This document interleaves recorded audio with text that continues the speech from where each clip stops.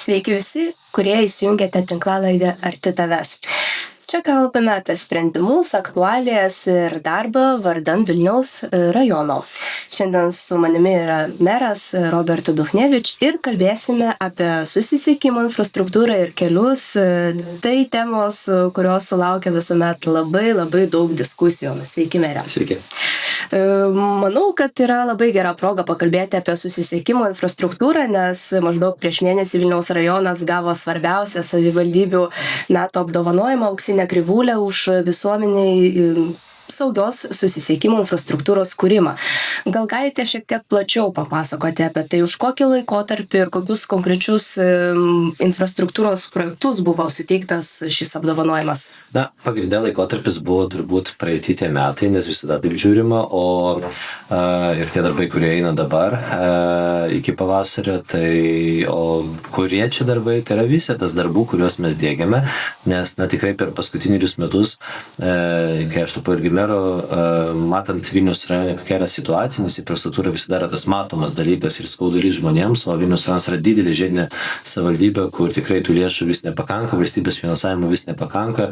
Mūsų keliais naudojasi visi žmonės, kurie važiuoja į sostinę iš sostinės, nes esame žiedas, tai mums tas poreikis yra labai didelis. Tai pagalvojame, kaip irgi efektyviau naudoti tai, ką turime, nes yra planai dėl vietinės reikšmės kelių tvarkymo, yra plus, aišku, regioniniai keliai, kurie priklauso ne mums, bet galim irgi rašytis bendradarbiavimo sutartis kokias ir irgi prisidėti prie tam tikros infrastruktūros sutvarkymo, jeigu ten projektai vyksta, ką stengiamės daryti. Ir yra toks dalykas kaip infrastruktūros mokestis, kurį ryšim su to, kad tikrai daug žmonių atsikrausto čia gyventi į priemiesčius ir statosi verslo subjektai, kūrėsi čia, tai mes surinkam nemažai infrastruktūros mokesčių. Ir tą mokestį galima tikslingai nesurinkti, o panaudoti iš karto infrastruktūrą iš verslo pusės, tarkim. Tai daug bendravom ir siekiame, kad iš karto būtų diegiama ta infrastruktūra, kad nereikėtų laukti ten viešųjų pirkimų, kitų dalykų, ką mes turime atlikti, kad tai įvyktų per metus, o ne, tarkim, per 5 metus. Dėl to galbūt atitinkamai ministerija pastebėjo, kad mes vis daugiau tokių objektų įgyvendiname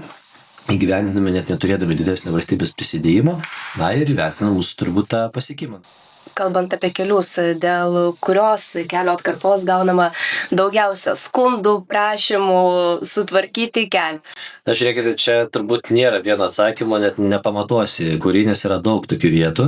Aišku, tai būna kartais tokie smulkus irgi objektai, kur gyvena viena, tarkim, bendruomenė, vienas kvartalas ir kol kas ten nėra, tarkim, kokio asfalto arba reikia pažviravimų, bet darbai suplanuoti ten po pusės metų, tai tie raštai periodiškai, kai ateina arba parašymai privačiai, man kreipimaisi, bet turbūt daugiausiai dėmesio sulaukia tie objektai, kuriais naudojasi net nebūtinai tos vietos gyventojai, absoliučiai daug labai žmonių pravažiuojant ir panašiai. Tai pagrindinė tie objektai nėra mūsų, tie objektai priklauso valstybei, tai yra Via Lietuvos prižiūrimi objektai ir jie dažniausiai, kaip praktika rodo, driekiasi per mūsų miestelių, mūsų kaimų, miesto nemčias centrus. Ir tai dėja yra tokia vizitinė kortelė, nes jeigu tas objektas nesutvarkytas, tai tada ir ta vietovė taip atrodo, žinot, kai centras nesutvarkytas, ta vietovė atrodo tokia truputį apleista.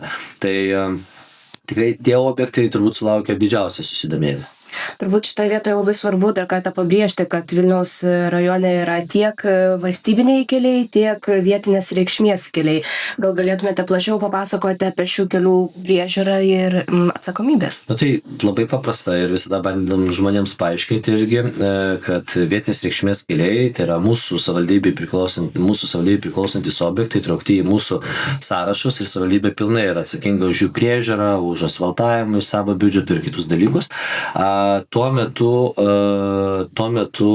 regioniniai tie keliai visi, kurie priklauso valstybei ir jos už jų priežiūrą atsakinga įgaliota įmonė Via Lietuva, jie nepriklauso mums ir mes savo kieme negalime tvarkytis. Bet jeigu būtų atitinkamas labai jau poreikis didelis, nors to finansavimo labai trūksta, tai savivaldybė visada gali pasirašyti kažkokią sutartį dėl bendradarbiavimo ir vieną ar kitą objektą, jeigu tas poreikis yra, sutvarkyti. Tik vėlgi, reikia turėti iš kur paimti lėšų. Jeigu valstybė neperskirsto papildomai per PPP programą, tarkim, tai mes negalime sau leisti to padaryti, tiesiog nes biudžetas neleidžia. Tai, skirtumas yra tas, kad Vėl Lietuva, jinai valdo visos Lietuvos kelius ir nėra skirtumo ar Vilniaus rajonas, ar ten Rietavos savivaldybė, ar kiti, visur tie keliai yra vienodi. Tai jiems yra uždavinys irgi tą klausimą spręsti, bet jau džiaugiuosi, kad artėjančiais metais turėsime kelių fondą, kuris tikiuosi, kad leis valstybei skirti truputį daugiau pinigėlių ir tiems keliams. Valstybiniai keliai yra kiekvienoje seniūnijoje rajone ar keliuose? Kiekvienoje, nes faktiškai per kiekvieno miestelio centrą dėkėsi valstybinis kelias. Kitas dalykas, tai visi privažiuojamieji keliai, kur mes važiuojam, tarkim, iš Nemenčinės ir plus Buivydžius, tai yra regioninis kelias, tai nėra turbūt seniūnijos, kurie nebūtų tokio objekto. Kaip atrodo, jei yra bendradarbiavimas tarp Vilniaus rajono savivaldybės ir Via Lietuvos arba dialogas? Norėčiau pabrėžti, kad prieš tai truputį tas dialogas buvo sudėtingas, nes pati įmonė, man atrodo, turėjo vadybinių problemų. Dabar matome, ta situacija yra gerėjanti. Mes tam ryšį stengiamės palaikyti ir su dabartinė ministerijos vadovybė, nes susisiekimo ministerija betarpiškai koordinuoja šitos įmonės veiklą ir būtent kaip užduodamas politinis tonas dėl vienų ar kitų procesų, tai aš manau, kad ir įmonės vadovybė tai yra atitinkamas irgi ženklas. Tai stengiamės bendrauti tampri, turėti tarp institucinius periodinius pasitarimus ir važiuoja atsakingi administracijos darbuotojai, vadovai, ir tos lūkesčius įsakom. Tai tikrai pavyko praeitais metais atlikti, tarkim, šiais metais atlikti Nemenčinės miesto, kur buvo labai blogos būklės kelias, gatvės einamą į remontą ir dabar turime jau naują asfalto dangą, savivaldybė savo pusės irgi prisidėjo prie šoninės infrastruktūros sutvarkymų, tai dabar turime vieną puikų objektą, bet eilėje dar turime Maišiagalą, Skaidiškis, kur yra labai aukšti prioritetai, bet dar nesulaukta finansavimo. Tai mūsų svarbiausias klausimas yra, kad tas finansavimas kažkaip būtų gautas, prioritetus pavyko iškelti, dabar laukiame irgi iš atitinkamų institucijų dėmesio. Kaip suprantu, po truputį pavyksta pasiekti bendrų sprendimų. Pavyksta, jeigu kalbėsi ir viskas priklauso nuo to, kokie žmonės yra. Džiaugiuosi, kad dabar truputį turime geresnį dialogą, vadybinį irgi prasme su atitinkama įmonė, kuri regioninius kelius valdo. Su kokiamis dažniausiai problemomis susiduria rajono gyventojai? Nes jeigu, pavyzdžiui, paimsime ūkininkų grupę, tai dažnai pastebi, kad stambi technika negali įvažiuoti į sklypą per kažkokį siauresnį kelią. Su kokiamis dar problemomis kreipiasi gyventojai? Pagrindė tai priklausomai nuo orų vėlgi būna pavasario rudens laikotarpis, kada turime lietingus orus galbūt. Tai tie gruntiniai keliai, kurie net nėra žvyruoti, būna tokie yra irgi mūsų balanse, būna kartais sunkiai pravažiuojami ir, dėja, žmonėms reikia patekti ten, ar vaikus vežti į darželį, ar važiuoti kažkur į darbą ir gali tiesiog įklimpti automobilis ir neišvažiuoti. Tai čia yra didelė problema, bet, darbai būna planuojami, seniūnijos planuoja tos žvyravimo darbus, tai kartais turime pagal tą teritorijų planavimą egzistuojantį vienkiemius kažkur, kur yra kilometras 2 iki to vieno namo, ir tokio kelio remontas kapitalinis kainuoja labai brangiai, tai visiems yra prioritetai sustatomi. Taip pat turime labai tankiai apgyvendintas mūsų priemiesčio teritorijas, urbanizacija, Avižienių seniūnija, Riešės, Niemežio yra tikrai labai sparti. Čia gyvena labai daug žmonių ir tas sustatymas yra toks greitas, kad kvartalai kūrėsi taip greit, kad tiesiog visi turbūt įsikūrė, nori to asfalto, bet mūsų dar senesnės gyvenvietės dar nėra gavusios tos infrastruktūros ir dažniausiai tos grupės gyventojų rašo, kad štai duobėtas kelias išmuštas toks ir panašiai, bet kadangi dar toliau vyksta statybos, yra statybvietės, tai ir sunkioji technika važiuoja, dažnai neišdarko tą kelią, ir reikia suprasti, kad tu jų negali dabar staigiai sutvarkyti, kol visi darbai nėra baigti. Tai turbūt čia yra absoliučios tokios problemos.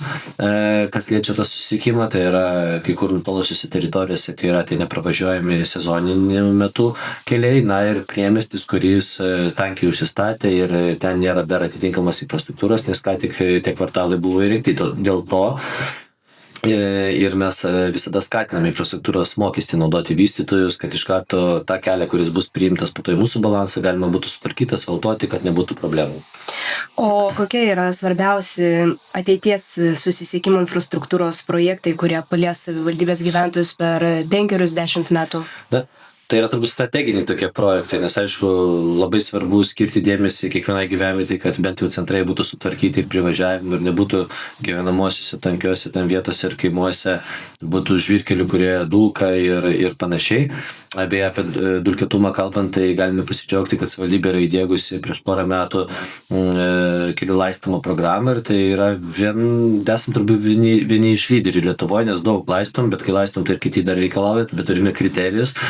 Tai tikrai šiltų vasaros metu, tai kai yra sausa, labai padeda šita programa, kad tų dulkių būtų mažiau. O šiaip tai strateginiai planai yra tokie, kad tas visas didžiasias gyvenvietės, kur dabar mes kartais turim net kamščius į Vilnių įvažiuojant ir panašiai, padaryti kitus apvažiavimus jungiamosius kelius, kur tikrai labai gali kainuoti nemažai. Dabar, pavyzdžiui, objektas Lindiniškių gatvė, Nesvydžiaus gatvė, kur turime trišalį sutarimą dėl bendradarbiavimo mes Vilnius ir Vėl Lietuva. Tai tokie objektai, kurie yra keletų milijonų vertės ir panašiai, tai mes tengiamės juos atkreipti atitinkamą dėmesį. Tai per ateinantį dešimtmetį būtent matome, kad dėl srautų nuėmimo, dėl gyvenviečių stambių sujungimo, būtent tokie strateginiai objektai bus turbūt pats didžiausias prioritetas. Kitas dalykas, taip vadinamieji keliai dublikai, tarkim turime Molėtų plentą, kuris tikrai užsistato, dabar turime privačią investiciją licėjų, kuris statosi ten šalia, turime daug galimybės dar verslo subjektams atsirasti šalia kelio, bet visur turi būti suderintas visuomenės interesas gyventojų ir tų verslo subjektų. Tai jeigu mes leisime važiuoti per gyvenvietę, reiškia, turėsime pastovų konfliktą. Tai kad atsirastų tie dublikai keliai, tai dabar darome specialiuosius planus dėl žemės sklypų paėmimo. Ir tada šalia jau tų magistralinių kelių atsirastų papildoma infrastruktūra, kuri leistų tikrai įvažiuojant iš vieno taško, niekam netrūkdant gyvenvietėje pasiekti visus tos subjektus verslo, kurie atsikuria, kuria darbo vietas ir panašiai. Ir taip patoginti jų buvimą ten ir gyventojams nekelti papildomų rūpesčių. Tai yra tokie strateginiai svarbiausi turbūt dalykai, kuriuos reikėtų išspręsti per arteinantį dešimtmetį. Kaip užtikrinama, kad lėšos būtų skirstomos efektyviai ir kad neatsirastų klaidingų prioritetų? Visada rizikos atsiranda, kartais matome tokių apraiškų, bet to turbūt niekad neišvengsi, kad būtų viskas idealu, bet norėčiau pabrėžti, kad net keletą lygmenų dabar turim tokių, kur galima vėlgi tos prioritetus peržiūrėti. Tai visų pirma, turime galiojantį reglamentą, kur numatoma, kad seniūnaičių sueigos vietos seniūnaičiai kiekvienoj seniūnijai balsuoja ir parenka prioritetinius objektus savo teritorijoje. Tai yra gerai, nes jie išdiskutuoja ir demokratiškai išrinkti seniūnaičiai pasako, kur ateinančiais metais galima skirti atitinkamas lėšas, tai kalbam apie vietinės reikšmės tus kelius.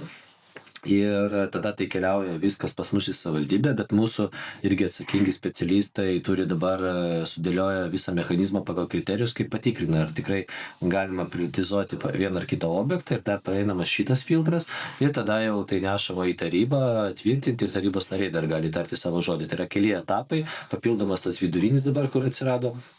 Ir aš manau, kad tikrai to yra gan pakankamai. O kalbant apie jau strateginius tokius kitus objektus, tai visada mes komisijų pasitarimuose ir kituose matant atitinkamai, kad mums yra labai svarbu padaryti vieną ar kitą darbą ir galbūt tas kelias, kad reikalingas, kad verslas ateitų arba kad sujungti dvi gyvenvietės, irgi teikiam siūlymus ir tada jau taryba balsuoja dėl įtraukimų strateginį planą, jiems plačiai pristatomas šitas klausimas, prieš tai dar galima strateginio plano pakeitimą aptariami tokiam formate savivaldybės kolegijoje, tai turime keletą tokių etapų, kada jau skirtingi žmonės diskutuoja ir tikrai tai filtrai atsiranda. Tai man atrodo, kad šiai dienai to yra pakankama, bet kaip ir minėjau, visada gali atsirasti vienas kitas objektas, kuris gali kelti kažkokių klausimų. Artėja žiema, kaip savivaldybė užtikrina kelių priežiūrą žiemos metu, kad būtų išvengta eismų nelaimių ir užtikrintas sklandus transporto judėjimas? Tai visų pirma, mes turime savo rangovus pagal sutartis, kurie yra įpareigoti vykdyti kelių priežiūrą. Tai yra stambus paketai, nes Vilniaus rajonas yra labai didelis, tai dažniausiai ne vienas rangovas, o keli ateina ir dalyvauja mūsų pirkimuose. Ir ta kelių priežiūra irgi kasmet yra atnaujinama ir perkama. Tai ne visada pasiseka turbūt turėti tą rangovą, kuris efektyviai ir gerai vykdo mūsų mūsų užduotis. Praeitais metais vienoje teritorijai turėjome tikrai iššūkių ir problemų, nes tiesiog buvo tokia situacija, kad neišvažiuodavo ar panašiai, ir tai yra dėja, taip yra, taip sudėliota įstatymais ir mes nieko negalim padaryti, galime tik po to ginčytis, bet žmonės visiems iš mūsų ginčių tai nieko nelaimi, ne? Tai mano nuomonė, kad geriausias sprendimas yra, kai irgi rangovai, kurie laimi, įtraukia galbūt vietos ūkininkus į pagalbą padėti prižiūrėti kaip subrangovai kelius, dėl to, kad jie vietoje yra, visada gali reaguoti, kol tavo technika iš kažkur toli atvažiuos, tai jau ūkininkas iš šito yra išvalęs, jeigu tai būtų snygis ar panašiai. Ir turime vėlgi tokį algoritmą, kaip reaguoti, tarkim, jeigu yra polydis ar panašiai, kai minėjau, kad yra nepravažiuojami keliai, tai esame išdiskutavę, nors tai yra brangus malonumas toks, bet kad papilti kažkur daugiau skaldos ir matome, kad tai veikia, po to ir lėčiau reikia greideruoti ir visą kitą, tai seniūnijos ten jau tarpusavy yra išdiskutavusius tos algoritmus, na ir visi kiti tokie dalykai. Tai vasaros metu priežiūrą užtikrinti irgi įpareigoti tie rangovai, kurie yra laimėję pirkimus ir atsakingi už teritorijų priežiūrą.